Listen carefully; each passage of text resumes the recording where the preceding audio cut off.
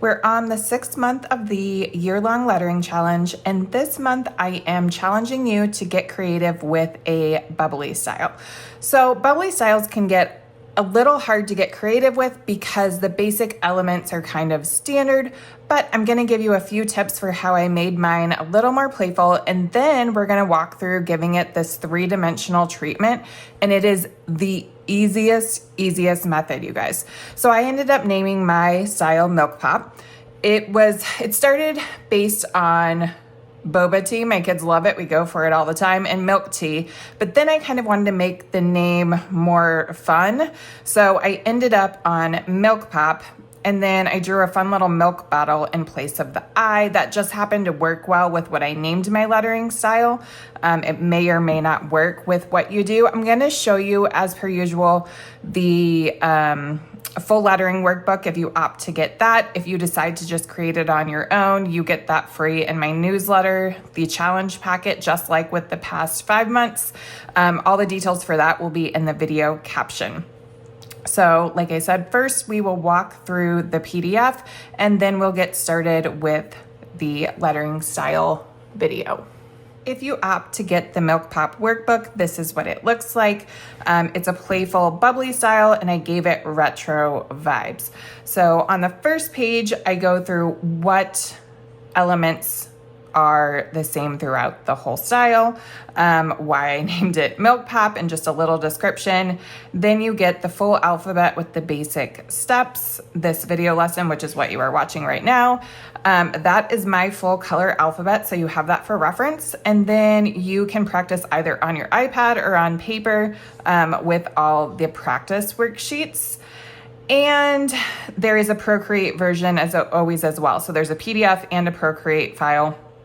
And then I always like to give you some ways to customize it. So I have 2 pages of that. That one's one of my favorites. I love that comic book style.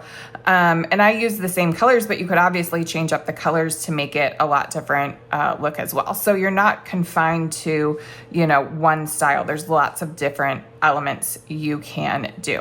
All right, so now we will get into drawing a letter and how I make my entire style cohesive. So here's a look again at my full alphabet. And what I want to show you with this is I started it by drawing let me make sure I'm on there, a single shape. So I decided to make a letter I that I could use throughout my whole alphabet. So I just kind of played with it until I came up with like a fun little wonky yet bubbly shape. But if I bring it down here and I manipulate it, you can see how it is, the basis for so many of my letters. So I take a single shape. Can you see how that forms my letter A then?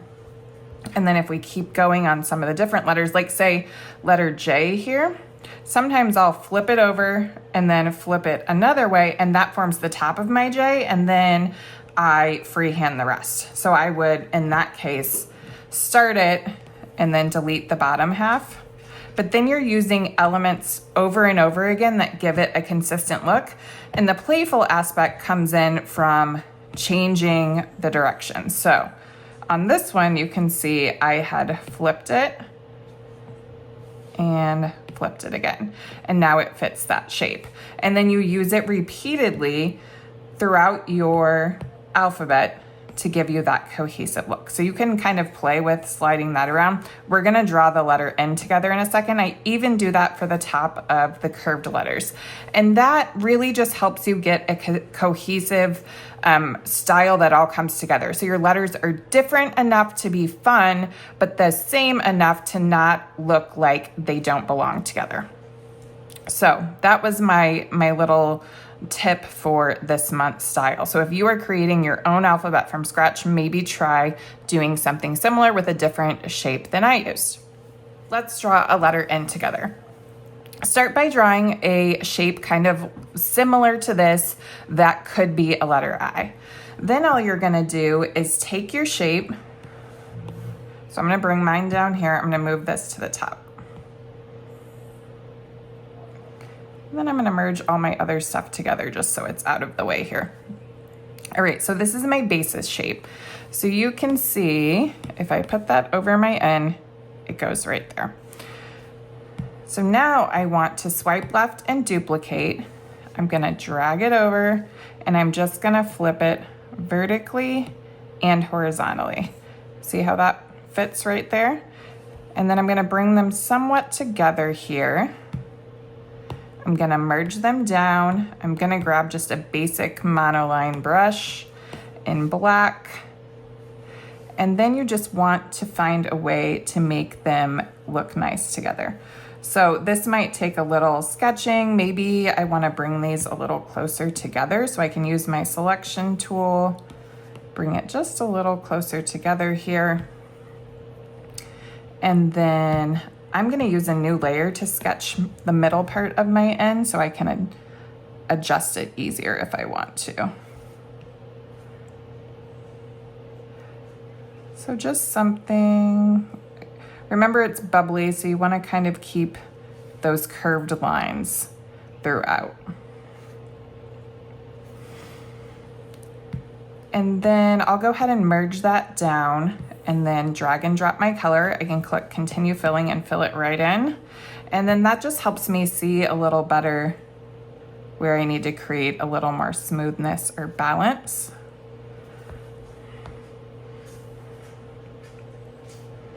And if I still want my letter to be just a little thinner, like this one's, it's okay because I'm just drawing a new letter, but if I want it to be a little thinner like my original, I just click freeform and shrink it a tiny bit. And then I tap the N, reduce the opacity, and I redraw my letter as many times as I need to get a nice flowy letter shape. And then I just trace it loosely because we want all our letters to be slightly different. Oops, got a stray mark.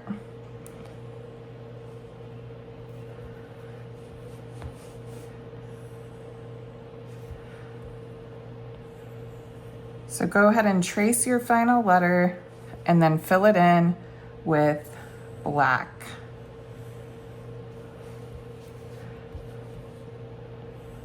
Make any adjustments you need to, and then we're gonna give it a super easy three-dimensional treatment.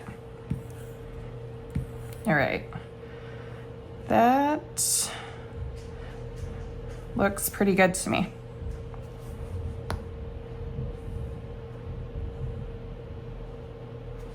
All right, next up we will do our three-dimensional treatment. All right, so we'll start by, I had a color palette for this style. There it is. All right, so I'm gonna start with the darkest blue and I'm just gonna drag and drop that onto it. And then I'm gonna take maybe the second lightest one. I am going to make it just a little bigger, my monoline, maybe a tiny bit smaller, and just draw maybe a little smaller. I'm just gonna draw a line roughly in the middle. No need to be anywhere close to perfect.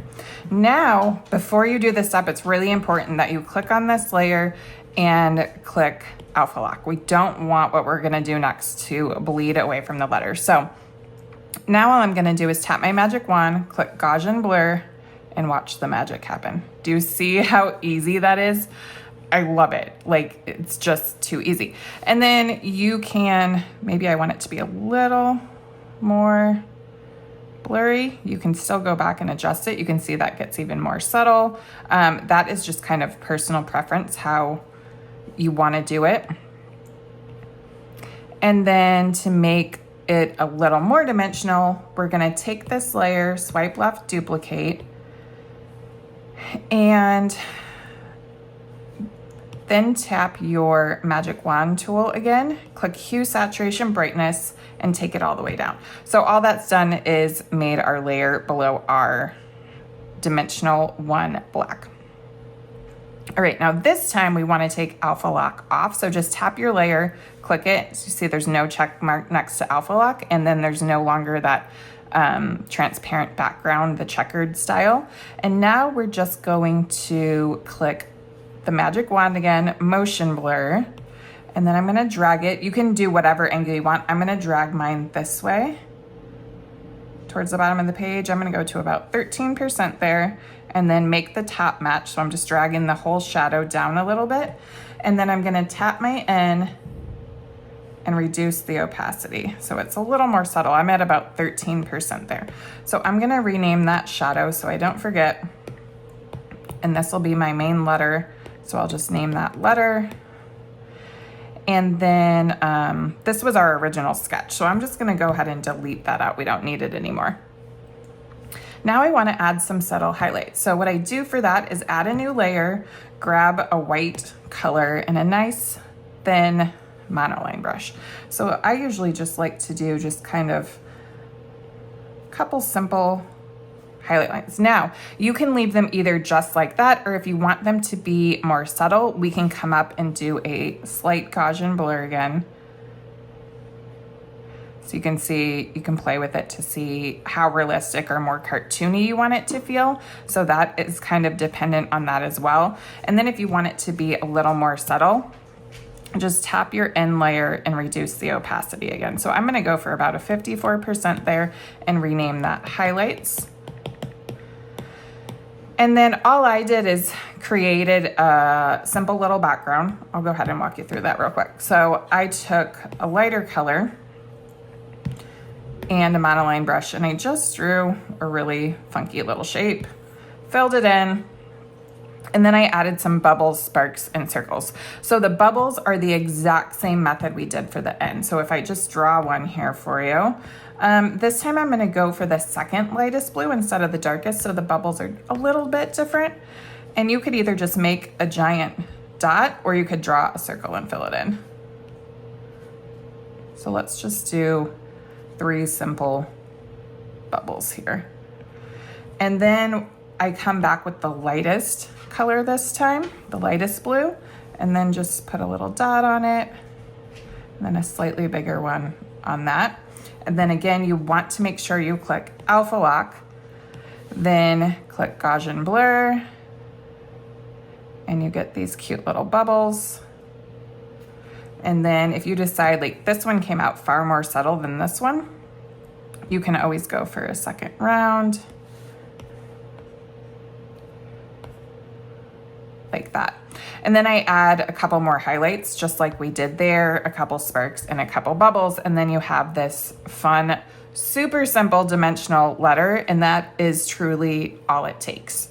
So I can't wait to see what you come up with this month in your style. I'm also gonna work on a blog post. I originally had named this Bubble Tea, and I played around with different kinds of bubble styles. So I did this style, this style, this style, and then the one I ultimately ended up with. So I think I'm gonna do a blog post on 3 or 4 different kinds of bubble styles too, versus the method that I went with using this one bubbly shape over and over again. So have fun with that this month. I will see you next month. I just finished next month's style. It went in a totally different direction than I intended, but it came out so fun. It's kind of a retro, vintage yet modern style, and I think I'm gonna call it rockabilly. I tested it out with a bunch of different words, and I think that highlights the letters the best and lends well to the style. So I will see you in what are we gonna be on? Month 7 next month. If you create an alphabet this month or you use this style, I would love to see it. Tag me on Instagram at @ByDawnNicole. Happy creating.